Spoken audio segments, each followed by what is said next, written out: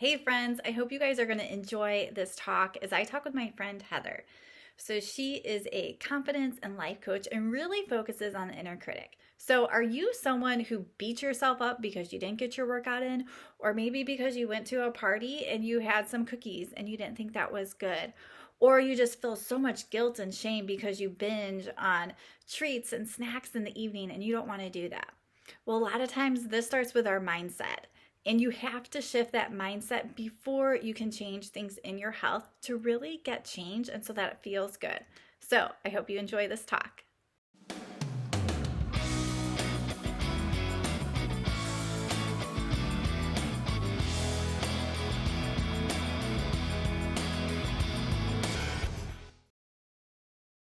All right. Hello, everyone, and welcome. So, if you guys don't know me, my name is Michele, and I have my doctorate in physical therapy, and I do online personal training and health coaching. And a big thing that I see come up is sort of that mindset. And a lot of times people are really hard on themselves. They sort of have this inner talk, this inner critic going on, and you can't even get to your health goals if you're having this block because you sort of keep sabotaging yourself. So today with Heather, we're going to talk about how to turn your worst critic, yourself, into your biggest cheerleader. So go ahead and introduce yourself, Heather. Thank you. And thank you for asking me to speak here today with you.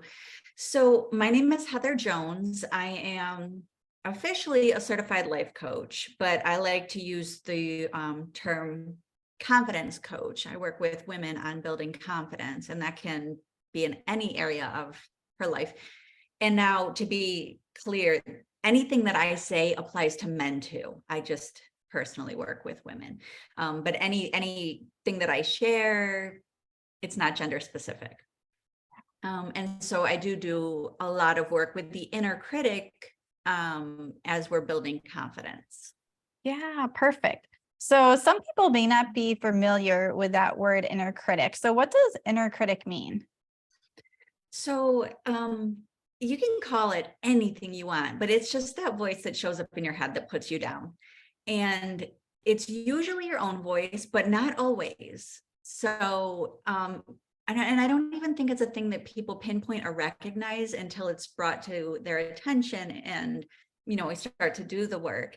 But it's such simple things that most people just brush it off, don't even give it a second thought, like thoughts like, oh, that was so dumb. Why did I say that?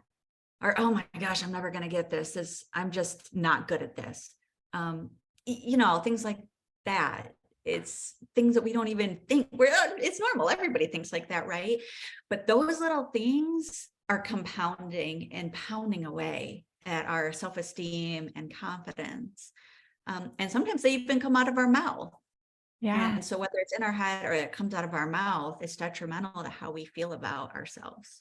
Yeah, because those thoughts that we have then change our actions or creates our inactions because we're stuck. And concerning health, I mean, I hear people just feeling guilty that they ate a cookie or they can't believe they did this or all these different things. And it really keeps them stuck instead of just moving forward and having that like compassion and forgiveness for themselves. So, what is sort of like the first thing someone needs to do when they're starting to realize this voice and these stories that they have going on in their head? Is it to sort of silence the inner critic first, or how do you go about that? No. So I will come back around to that silencing because that's very important. I love that you asked this question. The first thing I always recommend for clients, and it's not a favorite activity, but it is a very important and powerful one, is to keep a log, even if it's just for one day. To keep a log every time you start recognizing that voice that's not so nice. Even if it doesn't feel hurtful in the moment, if you're saying anything that you wouldn't say to another person, that you wouldn't say to your child, that you wouldn't want said about you. And I like to use children as an example because if you are a parent, we can all pretty much come together on this. Most of us are very protective of our children. So if you find yourself saying things to yourself that you wouldn't say to your child, that you wouldn't allow another person, you get the picture. That's a pretty good indication that you should be writing that thing down. And then just keep a log all day long of those thoughts and those things that come out of your mouth, and look back. And I imagine you'll start to see a pattern. And then typically what we do in a session is dig into those things. Do you notice there's a certain time when those things are coming up most frequently? So if it's through the lens of fitness or health, is it when you're heading to the refrigerator or the pantry? Is it after you've eaten the thing? And what are those things that you're saying to yourself? That's the first step. I love that, because when I work with people with like emotional eatings or cravings, we do that for a week. And I'm like, you don't have to change anything. Just really taking that time to notice. And I mean, I think especially with thoughts in our head, there's just so many thoughts like we aren't even aware of. So I imagine that even just doing that for a day could be a lot of stuff to be able to dig into. And I also loved how you said one of the things that you wouldn't allow someone else, or you wouldn't like someone else to say about you or to say about your kid, because I think that really helps to step back and look at it, because we're just always so hard on ourselves. Yeah. Yeah, absolutely. And it becomes normal, and it doesn't necessarily feel like it would be impactful. Oh, I don't really feel that way about myself, right? We can write it off. So it is that awareness and recognizing, holy cow, like there were 30 times today that I said something that wasn't kind to myself. And it is very unlikely you would recognize that otherwise, right? So that awareness is so important to taking the next steps, because once you become aware, then you more and more frequently, you can point it out when it happens. Yeah. And then you can start to shift that habit. And yeah, we would never talk to other people, but especially our own children, in the way that we talk to ourselves. So yeah, that's a powerful way to look. And so once people start becoming aware of their thoughts, how do they start? I mean, does awareness in itself start to like shift their perception a little bit, but then how do they like start to shift that? So that's a great question, because all right, great, I'm aware. Now what do I do with that? Right? I don't know what to do with it. So no, the awareness is just the first step, but it's a very important one. You can't change what you don't recognize is happening. I'll come back to what you asked a little while ago, was how do we quiet it, or do we want to quiet it? We absolutely don't necessarily want to quiet it at the beginning. We want to listen to it. And here's why. It's trying to tell us something, just not in a way that we can receive it. So there's typically a fear under there somewhere. And we just have to dig and peel back the layers till we get to the core of what that fear is. So we do need to listen to it, because we have to discover what's really truly under there. What is that voice really trying to relay to you, just not in the kindest words? Yeah. And then once you determine what is really at the core of that negative, it could be something that was instilled from childhood, something that you experienced, something that you witnessed, something that somebody who you respected said to you, something that you heard your mother repeating about herself, and you took it as truth, because little girls, we're always watching our moms, right, to see what they're doing, and we take that on ourselves. So at any point in life, it could have been picked up and you started carrying that story. And when you acted in a way that didn't align with that story, well, you're not doing a good thing now, right? Because the story is it's supposed to be a certain way and you're not aligned with that. Yeah. I hope I'm making sense. Am I being clear? Yes. So yeah, okay. No, I totally think so. Especially once, we do have these stories, and just from things that we've experienced that we tell ourselves, and then we live our life according to our story, thinking something is true when it may not be true. And we sort of have these lies. And I also think sometimes really being able to is that true? And I'm a Christian. And so sometimes I go back to that perspective, like, is this something true? Because a lot of times we're not even thinking things that are true, and we're sort of seeing our like negative perspective from it. Yeah. Yeah. So if we took, let's say, for example, that I'm never supposed to eat a cookie. Well, in my brain, I know that I'm never supposed to eat a cookie. That's what I was taught, and I took it for truth. But I really want that cookie, and desire is breaking through, and I'm going to eat that cookie. But now I know that it was bad, right? This is the process. This is not Yeah. the truth. This is what I accepted as truth. So now I feel bad because I did the thing that I wasn't supposed to do. And what does that mean about me? So we have to get to the core of these truths and what's really, way deep down at the, core of all of this.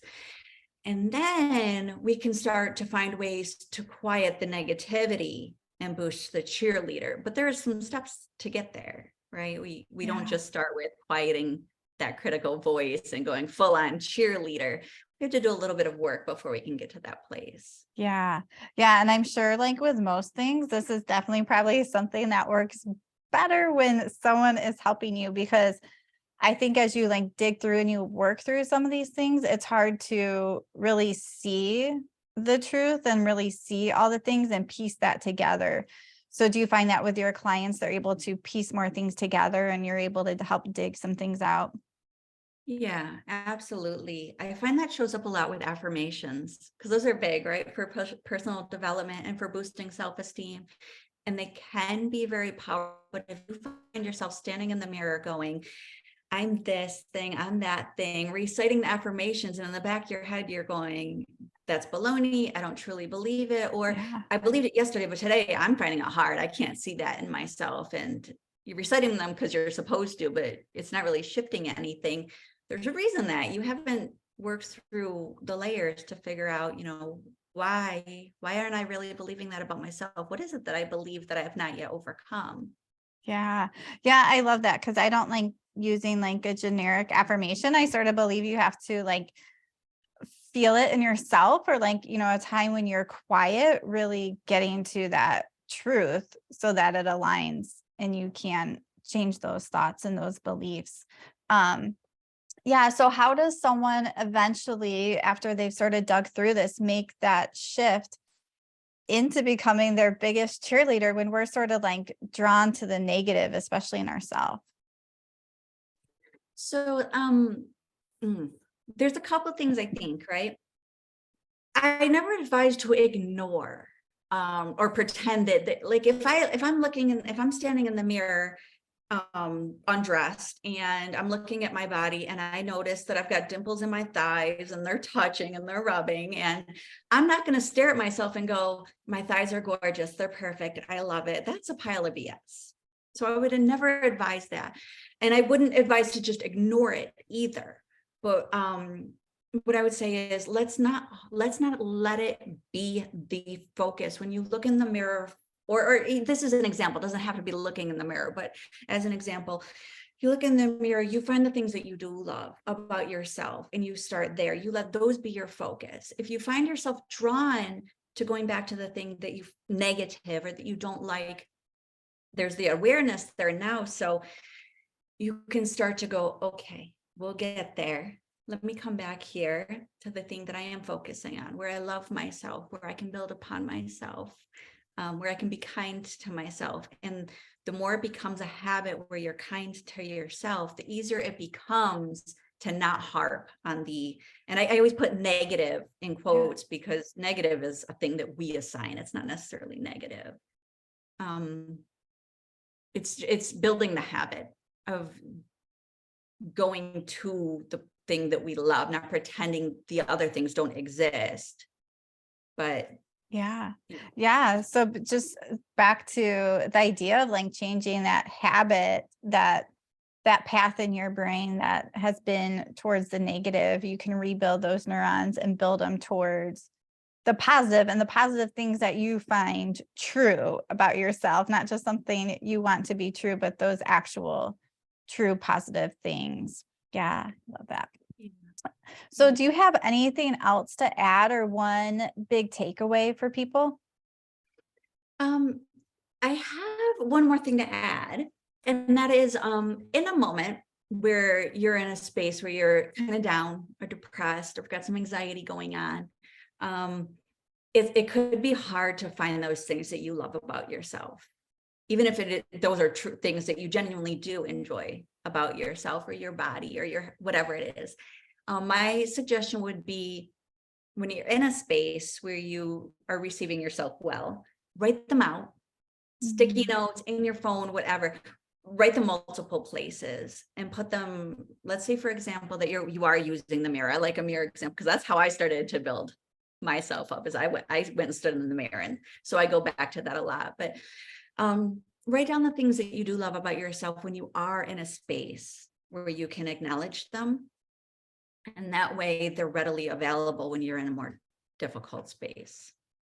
Yeah, I love that idea. And especially, it just sort of brings up that idea of like, we have sort of off days and good days and different things, or we have a lot more on our plate and it puts us in a funk, and we have these different things. And it's really going back to that idea of what you truly believe about yourself when you're in a good space and having that up. And I love having visuals up too, because otherwise we forget about things. It can Oh, be yeah. hard to pull forth the nice things when we're in again, I'll go back to a negative space or a tough space. Yeah. When we're in that tough space, yeah, it can be hard to say anything nice about ourselves. But if we've already taken the time to write it out, to put it in our phone, then we have the evidence available, and we can't deny that evidence is there. And so it Yeah. just makes it much easier to call it forward. Yeah, perfect. Well, Heather, tell us where people connect with you. And I don't know if you have a freebie that we can share too. Yes. So that link for the freebie is going to have to get dropped in the Yeah, I'll comments. put it in. Yeah. Recite it. But yes, I do have a freebie, and it's around working with that inner critic. And the easiest place to find me is heatherjonescoaching.com. And then all of my socials and all that stuff is there. Perfect. Yeah. And I know Heather's on Instagram for those people on there. So I will put that in the comments for this. So thanks so much for joining me. And if you guys have any questions, reach out to either of us. We would be happy to chat with you. Absolutely. Thank you.